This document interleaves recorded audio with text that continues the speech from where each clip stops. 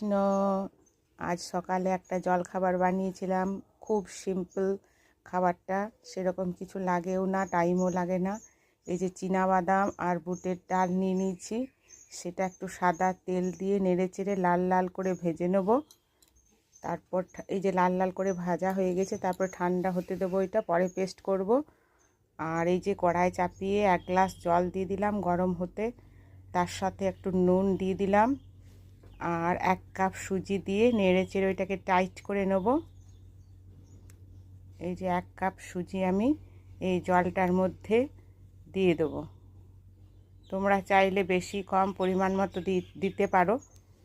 আমি যতটুকু করব ততটুকুই আমি সুজি নিয়েছি।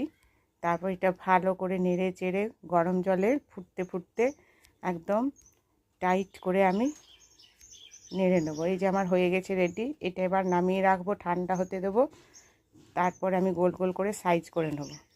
আর যে আমি বুট ডাল আর বাদামটা ভেজে রেখেছিলাম, সেটা পেস্ট করে নিয়েছি, পরিমাণ মতো একটু নুন দেওয়া আছে। তারপরে আমি একটু ছং দেব।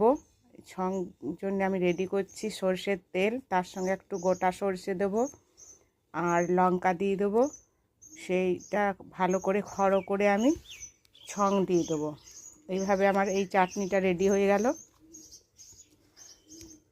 তারপর আমি সুজির যে ইয়েটা শক্ত করে রাখা আছে টাইট করে, সেটাকে আমি অল্প অল্প করে লিচি কেটে একটা শেপ দিয়ে দেবো।